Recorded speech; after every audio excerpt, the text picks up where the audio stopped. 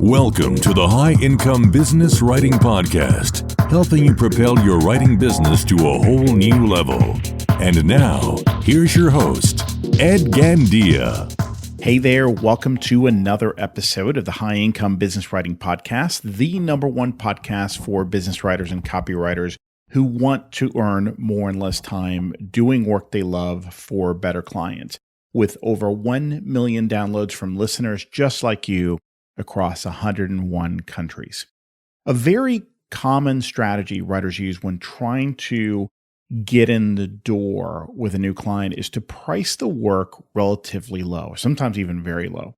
Maybe the prospect drove a hard bargain, or maybe they didn't do that at all, but you assume that you'd have to go low in order to land a deal. And either way, the hope is typically that you'll be able to get in there. And once you land the client and that client sees the quality of your writing and how great you are to work with, they'll be open to higher fees on future work. But the truth is, this strategy never works. Sure, with skill and with planning, you might be able to get some clients to accept an occasional price increase. I teach a number of ways to do that when I'm working with coaching clients. There are ways to do that. There are effective ways to do it, but it's still an uphill battle considering the marginal income boost it will give you. The fact is that there's a natural human resistance to price increases. I mean, think about your personal life, and it does carry into the business world as well. You know, Netflix raises their fee from $15 a month to $17 a month, $2, and the world goes absolutely nuts. Who do they think they are? $2? Well, that's insane. Okay, so we lose perspective very, very quickly, especially with something like a service like Netflix. The amount of content that's in there. Is it worth another $2 a month? I mean, you have to be the judge, but people get very, very irrational when they see price increases. And the problem here with your work is that if you start low with the hope that the client will easily agree to higher fees down the line, you're going to be very disappointed. Not only that, but when you charge lower fees, you're communicating to the marketplace that pricing is your competitive advantage, that low fees are your competitive advantage. And that's always a losing strategy. Now, it might work for businesses like Walmart, but you're not Walmart, and you should never compete the same way Walmart does. There are much better approaches to getting in the door with a client. So don't fool yourself into thinking that a short-term win, meaning landing the client, will lead to a profitable long-term relationship, because in most cases, it simply won't. Of course, that's only one problem with getting in the door with low fees. There are other serious problems when you take this strategy. So let's talk about some of them, because I find that this is such an emotional issue for most of us, that the deeper you understand the dynamics, the better equipped you'll be when making pricing decisions. Okay, so you need to understand the problems with this thinking at an emotional level. That way you can make the right decisions at the right time. So low fees attract problem clients. That's another huge problem. They really do. I want you to think about if you've ever solicited quotes from contractors for a home improvement project in your home. And let's say you got 3 quotes and one company came in way lower than the others. What was your reaction? I know in my case, my first reaction is not joy, it's concern. It's like, why? Why are they 40% cheaper or 30% cheaper? Something is wrong there. Okay, now I don't know what it is, but immediately my reaction is negative, not positive. I don't get excited. I'm worried. Clients who jump at your low pricing are too often problem clients. I mean, again, if their reaction was positive instead of negative, that should make you wonder. In many cases, I find, in fact, I would say in most cases, they have unreasonable expectations. I want you to think about, some of your most nightmarish clients ever, were you charging premium fees? I bet you weren't. I bet those are your clients where you're charging the least. These people complain when you won't do more work for the same or lower rates. They constantly bombard you with questions and requests. They continually push the boundaries. They want you to do rush work all the time. They have a ton of revisions. Just overall, they're a pain to work with. On top of that, they usually are slow pay. They delay payment as long as possible, which leads me to the next problem with quoting low fees as a way to get in the door, which is that low fees repel or scare off high quality clients. Again, for most high quality clients, low fees are a red flag. For bad clients, they're a positive thing. Again, but if you're dealing with a good client, they see a low fee as a potential red flag. It shows a lack of confidence in your work and raises questions about your abilities. As a result, you just scare them off before the conversation even starts, before you can really get into a deeper discussion, especially if you're doing this over email, which I never recommend. If you're having the conversation, if you will, about their project over email instead of having a Zoom or phone conversation. Now, higher fees alone don't automatically attract better clients, but it's challenging to attract better clients with low fees. That's really the key point there. Low fees also attract low commitment clients, because clients who say yes to low fees typically don't see the value in what you bring to the table. Instead, they see your services as a necessary evil, and they think that any other writer, copywriter, or marketing consultant could do the job just as well as you. So they treat you like a commodity, which means that there's little to no loyalty. If a better deal comes around, in many cases, they'll drop you in a second and go for the other provider. They don't value quality. They don't value your skills, experience, and expertise. What they do value is their pocketbook. The next problem with getting in the door with low fees is that low fees lock you into a dangerous cycle, because when you charge low fees, you start thinking differently about yourself and your value. You start seeing yourself as a lower value resource, maybe not right away, but over time. And that will negatively impact your psyche. And then it starts showing up in conversations with your prospects. You have lower confidence, and it shows. And that in turn keeps you at a lower pricing level. It's just a negative spiral that doesn't end well for anybody. And once you're stuck in that spiral and that cycle, it's just very difficult to get out. It just becomes your new reality, little by little by little. Finally, low fees means that you have to work harder. When you're competing on price, you need more projects, more clients to earn a decent income. And I see this all the time. Sometimes I get folks who come to me for coaching, and I'm asking them some questions about what they're charging and what their typical projects consist of. And very often see people who are working 60-hour weeks doing a bunch of $100, $200 projects. To make a good living, $7,000, $8,000, $9,000, $10,000 a month based on very low fee work, low price work, that requires an incredible number of projects. That takes up an incredible amount of headspace. That's exhausting. Managing clients comes with some fixed costs. So the more clients you have, the more projects you have, the higher your fixed cost, if you will. There's a certain amount of, again, headspace, creative energy, just mental energy required to manage a single project and a single client. Multiply that by 12, 20, and it's insane. I mean, you will burn out. You'll have to spend a lot of time trying to land new clients and projects just to be able to meet your income goals. So it keeps you stuck in that cycle, and that will just put you on the express train to burnout town.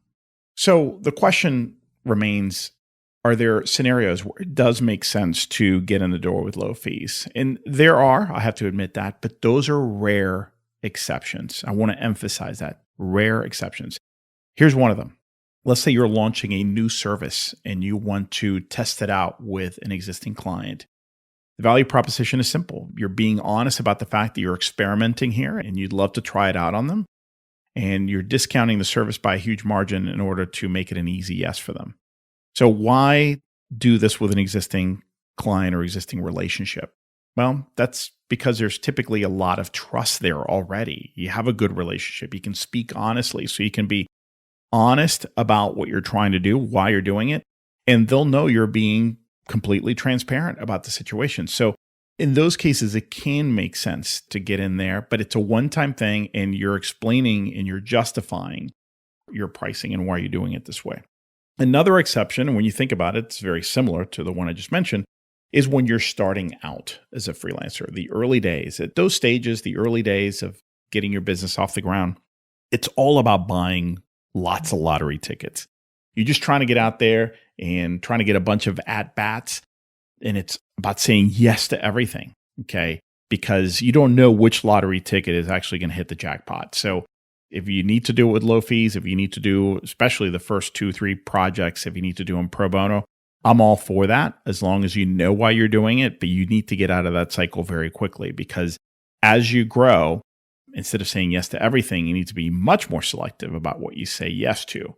In fact, you should be saying no to a lot of things.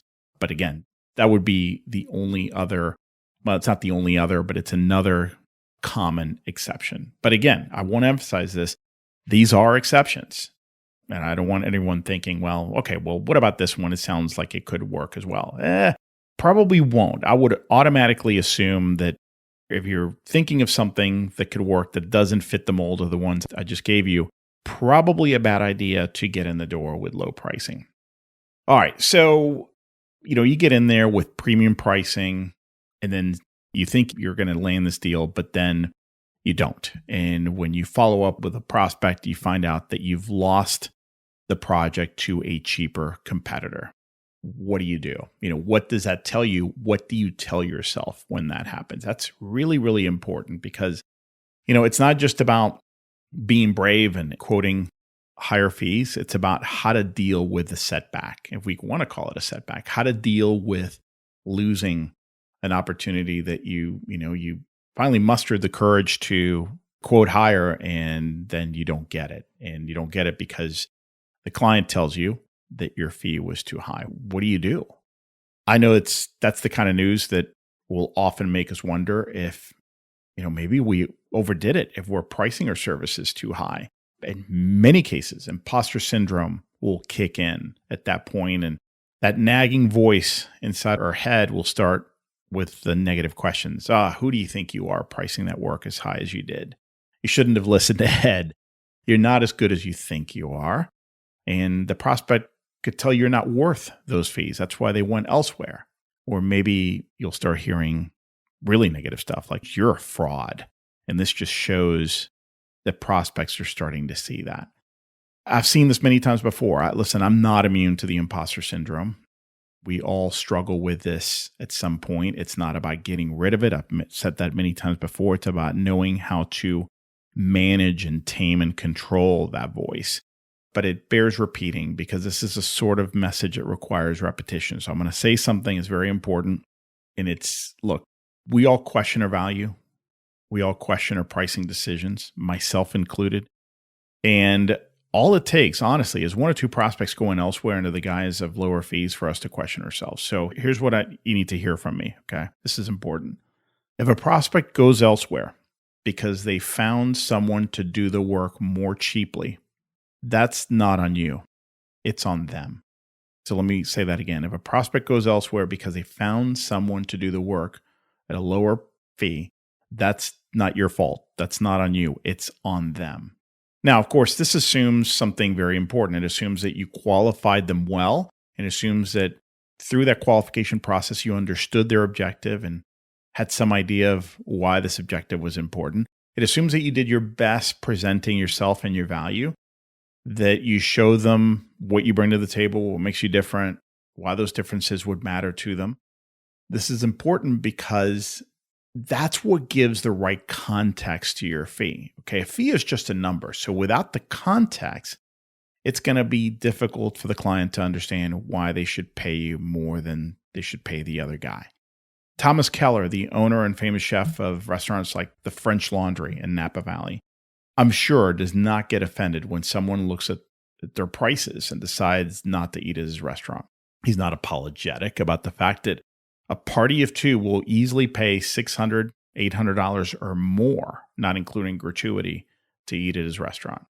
There's a time and a place for a $5 hamburger, and there's a time and a place and an audience for an $800 meal. Neither is good or bad. Neither is right or wrong. It's all about the context. So if someone turns you down because they want to pay less, that's okay. There are plenty of others who will pay your fee based on the context you provide. So don't budge. Don't question your worth. Stick to the plan. Along with that, there's something very important you need to understand, and that's the fact that you simply can't close an opportunity that's not closable. You might want it really bad.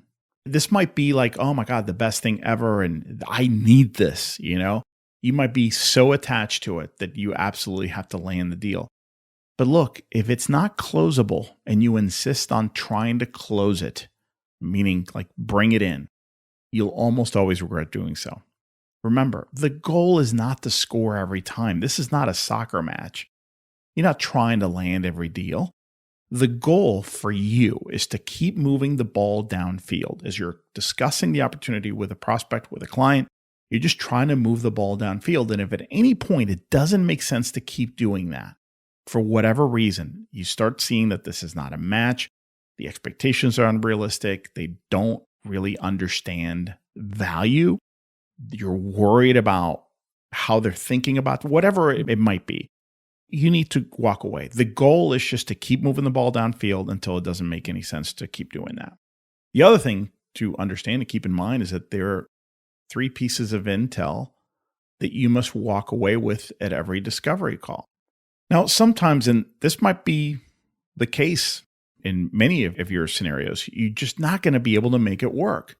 If all the prospect or the client is seeing or focusing on is price, is your fee, that means he or she sees you as an equal to another writer, to all the other writers. And that's where understanding why they decided to contact you, which is one of the questions I urge everyone to ask a prospect early on in the conversation. Hey, how did you find out about me? Why me? Why did you reach out to me? That's where that comes into play, as well as knowing more about the nature of their challenge. Okay, what's bothering them? What are they trying to solve? What are they trying to overcome? What are they trying to do? Because if you know their challenge, if you know their goals, then, and if you know that this is something that's best solved or dealt with by a writer with your specific background, experience, knowledge, or perspective, you can then make a case for yourself, or at least a much better case for yourself. You can also highlight why going with someone else who doesn't have that kind of experience or expertise is a riskier proposition for the client. Sure, they might be cheaper, but what will end up costing them at the end if they go with a cheaper person, the cheaper resource? Now, if that doesn't work, then winning the deal is going to be an uphill battle. If you can't get the prospect to understand that, it's going to be very difficult. You could try and see if stripping down the scope of work will help, sometimes by offering to do less work for less money. So just, again, narrowing down the scope of work, reducing what you'll do, you'll be able to secure the job. But I found that with prospects who are just looking at the number, that's difficult to do because in their mind, they feel like they can get the whole scope of work for a lower number from someone else. And they're just not going to be able to let go of that thought. Now, I'm not saying or suggesting you should give up in situations like this where you forgot to talk money during the discovery call and now the prospect is just comparing numbers. I would still try to better understand why he's trying to compare apples to oranges, okay, especially if you get the opportunity to have a discussion about your pricing.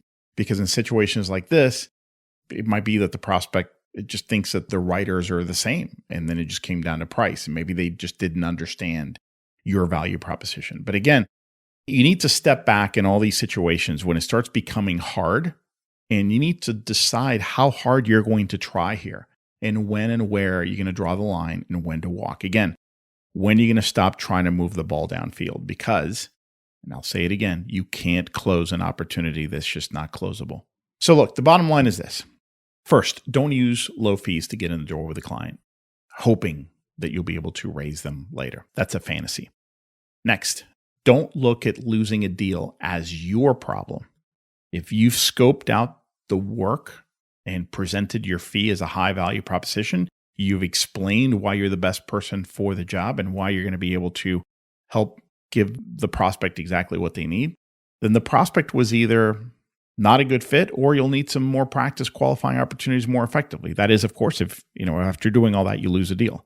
It could also be a positioning problem, like I mentioned. Maybe you didn't present your value well. Maybe you're not presenting yourself well in the best way possible in your conversations, on your website, in your quote or proposal. But at the end of the day, even when you do everything right, some prospects are simply going to go with somebody else. And that's just the way it is. That's just life. So don't beat yourself up for that. And don't tell yourself some story that if you had priced it lower, and that's the key point I'm trying to make here.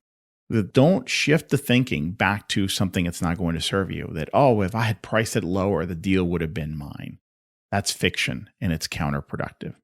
And finally, accept the fact that some opportunities are simply not closable. The sooner you recognize that fact in the discovery process, the better off you'll be, because you'll be able to disengage before you waste a lot of time thinking about and quoting the project. Well, that's it for today. I hope you enjoyed this episode. And just a quick reminder to grab your free copy of my latest book, Earn More in Less Time: The Proven Mindset, Strategies, and Actions to Prosper as a Freelance Writer. You can get your free copy at b2blauncher.com, where you'll also find the detailed show notes to this and to all my other episodes. Enjoy and have a great rest of your day.